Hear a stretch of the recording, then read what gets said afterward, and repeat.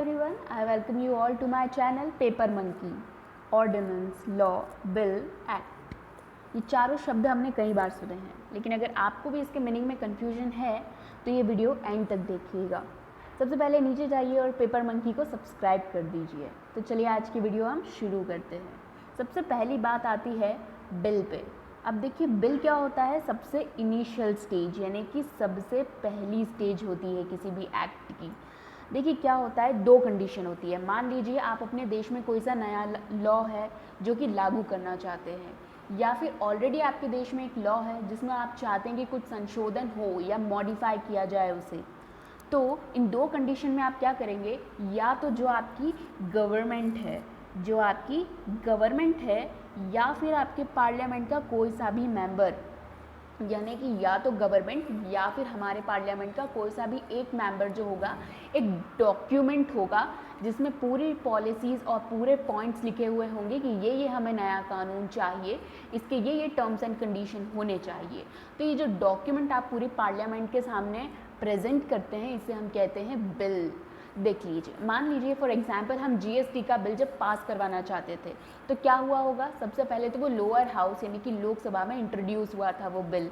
तो वो डॉक्यूमेंट को जब किसी ने पार्लियामेंट में प्रोड्यूस करा होगा और उसको पूरी पार्लियामेंट ने मेजॉरिटी के साथ पास करा होगा, और वो बिल पास होके फिर हमारे प्रेसिडेंट के पास गया होगा उनकी रजामंदी के लिए, उनके एसेंट के लिए, उनके सिग्नेचर के लिए ये हमारे प्रेसिडेंट के पास भेजा गया होगा।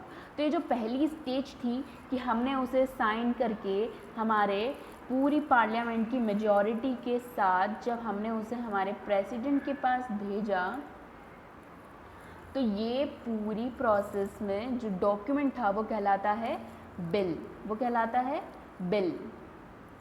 फिर इसके बाद आता है एक्ट। अब देखिए एक्ट क्या हुआ कि जब हमने उस बिल को पूरी पार्लियामेंट में मेजॉरिटी के साथ पास करा और हमने प्रेसिडेंट को भेजा, तब तक प्रोसेस तक वो कहलाता था डॉक्यूमेंट एक बिल। पर जब प्रेसिडेंट ने भी अपनी एसेंट उस बिल को दे दी, अब वो बिल कहलाएगा एक्ट। अब वो एक एक्ट बन चुका है जब वो पार्लियामेंट में भी पास हो चुका हैगा और वो प्रेसिडेंट से भी अपनी एसेंट ले चुका है। अब देखिए जिस तरह से हमारे पास है Indian panel code, Indian contract act, Indian evidence act, ये वही एक्ट हैं। अब इसके बाद हम चलते हैं, इसके बाद आता है लॉ। अब देखिए लॉ क्या होता है, लॉ एक सेट है ऑफ रूल्स एंड रेगुलेशन, यानी कि रूल्स एंड रेगुलेशन का एक सेट है। अब देखिए हुआ क्या कि वो जो एक्ट था जिसको प्रेसिडेंट ने भी अपनी एसेंट दे दी थी, अब क्या हुआ कि गवर्नमेंट ने उसको फोर्स में ला दिया पूरी कंट्री में, तो वो बन गया एक लॉ, यानी कि वो सारे रूल्स एंड रेगुलेशंस जो थे अब फोर्स में ला दिए हैं गवर्नमेंट ने, तो अब वो बन चुका है एक तरह का लॉ। अब लॉ हर तरह का होता है।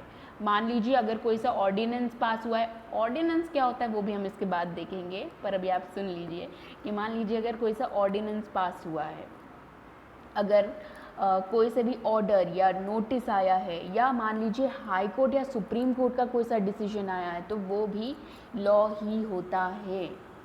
तो लॉ क्या हुआ कि जब हमारा एक्ट जो था, मैंने कि जो रूल्स और रेगुलेशन के जो सेट था हमारा, जब वो गवर्नमेंट ने फोर्स में ला दिया, अब वो हो गया लॉ। तो अब बात आती है ऑर्डिनेंस पे। देखिए ऑर्डिनेंस सिर्फ और सिर्फ प्रेसिडेंट ही जो होते हैं वही लागू कर सकते हैं। मान लीजिए कि हमारा या तो लोकसभा या राज्यसभा कोई सी एक सभा है जो सेशन में नहीं है और इंडिया के किसी भी एक पार्ट को एक इमीडिएट एक्शन की ज़रूरत है या एक इमीडिएट लॉ की ज़रूरत है, तो उस कंडीशन में क्या होगा कि जो हमारे प्रेसिडेंट होंगे वो ऑर्डिनेंस लागू करेंगे। ऑर्डिनेंस भी एक तरह का टेम्पररी लॉ होता है, यानी कि एक तरह का लॉ ही होता है पर वो टेम्पररी होता है।